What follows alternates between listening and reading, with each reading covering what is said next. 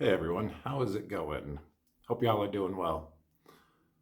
I'm going to share with you my thoughts on the Elon Musk and Donald Trump fallout that took place over the last couple days. So, for those of you who have been watching my channel, you know that I am an Elon Musk fan. And you know that of the two candidates between Donald Trump and Kamala Harris, that my choice was Donald Trump, as imperfect as he is. And I've been following Elon Musk and Tesla for a long time, since I first started seeing videos of Elon Musk on YouTube, well over a decade ago. I could tell there was something different about him, and he's definitely different. He's an autist. I understand my fellow autists. We just share what's on our mind. We sometimes aren't calibrated, and Elon Musk definitely fits that bill. I know that the opinions on him are very polarized or there's not many people who are indifferent toward him. You either highly support him or you're highly against him, and either way is fine. I have no judgment towards any opinions or belief systems or thoughts like that. But it was interesting to watch this fallout that took place largely on X.com, which used to be Twitter, that Elon Musk bought. And it became just a tussle between two powerful, highly egotistical, on varying level, depending on the day, narcissistic men. And um, and I say this as an Elon Musk fan. I understand. I understand the man. I understand Donald Trump as well. You don't get to become a billionaire and in a position of great power without having in today's world, without having a large ego and some narcissistic traits and a strong drive to succeed and overcome challenges and obstacles. Now, I think when I look at Elon Musk, do I think he's an evil, narcissistic asshole? No. I think he has a difficult time saying I'm sorry. The same with Donald Trump. So my gauge for if someone is a narcissist is, can they say I'm sorry? Can they cool down and recognize when they did something wrong? And to some degree, to some small degree, that's happened with both of them.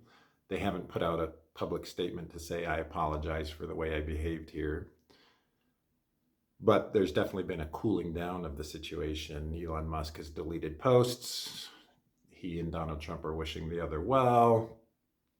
This whole thing could be a ruse and a plot between Elon Musk and Donald Trump to distance Elon from Donald Trump so that there's not as much opposition from the left.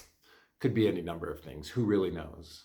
But based on the visible evidence of what's happening, I think it appears, anyways, that there was a falling out between the two, and it seems to be calming down. So, yes, those are the reason it happened is because both have a huge ego, both are wealthy and powerful, and both have some narcissistic traits. It's the truth. I look at myself, and can I say with 100% certainty that I'm just this pure, perfect man without any narcissistic traits, with no flaws? No, I'm not a perfect man.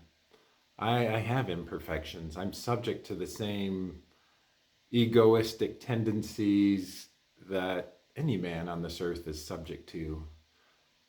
I've done a tremendous amount of work to try to be a centered and balanced man, and to view life from a lens of no judgment, and to try to better humanity. But I can't cast stones at Elon Musk and Donald Trump for the way they are when I myself have the same mortal tendencies that I have to work very hard. I have to work very hard to be a centered and balanced man. And I feel emotions. I have sensitivities. I feel fear. I get nervous. I get anxiety. I have all the things. Uh, my conclusion on their fallout is that it will die down quickly. It's already dying down. I don't think the two can be best friends again. I don't think Elon Musk is going to be at the White House regularly ever again. But I think they'll just kind of have a kind of healthy respect for each other. It's like two guys got into an argument, had a fist fight, and at the end kind of fist bumped and said, "Hey, it's all good." And both are kind of beaten and bruised, and they're going to just go. They're going to go their separate ways, and that's going to be that. I don't think there's ill will and animosity between the two. They down the road they may talk again, and that's fine. But I look at it as just a schoolyard fight between the unstoppable force and the immovable object that is these two men. And could it have been avoided? Yes. Was it the best way to handle things? No. Donald Trump and Elon Musk could have done better handling it, but we're humans. Human emotion is a very powerful thing. Why did Elon Musk say all the things he did about Donald Trump? Because of the spending bill is really what it was. Elon Musk spent a couple months with his Doge, or 3 or 4 months, however long it was, 120 days, I think it was, working to reduce fraud and spending in the US government. And he believes in reducing the national debt because if you read about him, his philosophy is if America goes bankrupt, nothing else matters. I think Donald Trump and Congress and the government's philosophy is we'll just economically plow through this and have a GDP that overcomes the debt. And I don't know what the right answer is. I do think that if America goes bankrupt, it's not good. Then there's no money for benefits, veterans, Medicare, Medicaid, any of the programs. That's not good. That's a lot. That's death on the scale of multi millions. It's bad. It's bad for everyone if America goes bankrupt and hyperinflation occurs because the government has to print money because the debt's too much. So I can see why spending more and trying to stimulate the economy is an approach that's taken. I think Elon Musk kind of recognizes that there's nothing he can do with either party, and he's looking to create a third party.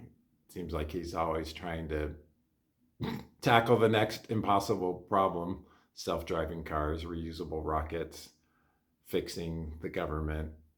And man, I don't know how he does it.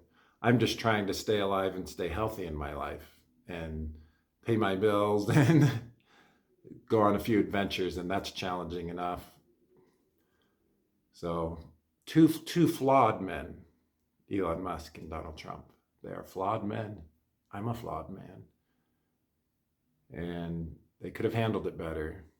They could have taken a step back, but the world kind of doesn't work that way. The world is more rewarding of sensationalism and aggressiveness and alphaness for men. The meek and humble man isn't largely making waves in this world unless it's someone like Gandhi or Sadhguru or a spiritual leader. Spiritual leaders who are meek and humble can do very well in this world, actually, I believe, because the nature of being a spiritual leader is to overcome those tendencies and to show that you've done so. So yeah, that's my thoughts on it. I still own all of my Tesla shares. It was quite fun, fascinating, fun, interesting to see them go down 18% and to lose thousands upon thousands of dollars on paper. Imagine having a bank account with $10,000 on it, and every day it goes up and down by thousands of dollars. That's what my journey of holding Tesla stock is like. And the more shares of stock I buy, the greater the swings. So last year when it was $480 a share, it was so tempting to sell it all and just right off into the sunset. I could have made some nice gains and really gotten some comfort, but I believe I can sell it in the future for many multiples of that. So I'm holding it. And so it's a brave thing to do. It's a risky thing to do. I could lose it all. That would be a difficult thing if I lost it all, and I could have made a huge dent in my retirement goals by selling it at $480 a share. But yeah, those are my thoughts. I'm curious to hear your thoughts on it. Maybe it's something you were paying attention to, maybe not. But I think there's a lesson to be learned, how they acted toward each other, and that men can be strong and powerful, but you can also be a reasonable man. And if you're feeling strong and intense emotions, you should talk to someone directly, not air it out in public. And you should speak from seeking to understand, even if you feel intense. Like when I feel intense, if you've watched my videos in the past, when I feel intense, you can breathe through it and say, I'm feeling this way.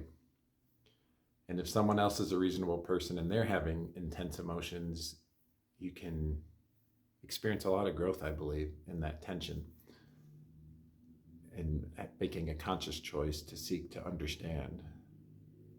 So hopefully that'll happen in the future. Hopefully votes and political weight comes from the men and women in politics who exercise restraint, who don't resort to name calling or accusations, but instead focus on what can I do to serve the people, and responding to aggression and all sorts of things with calmness, an even temperament, and restraint. That's what I hope to see from both of these men in the future. And we'll see what happens. We'll see what happens. I don't know what's going to happen between them, but I think this is all going to die down and eventually they'll talk again. But I don't think they can be the best of friends again. Not for a while, not for a long time, because some damage was done. That's for sure. All right. That's today's video. Namaste. We'll see you next time.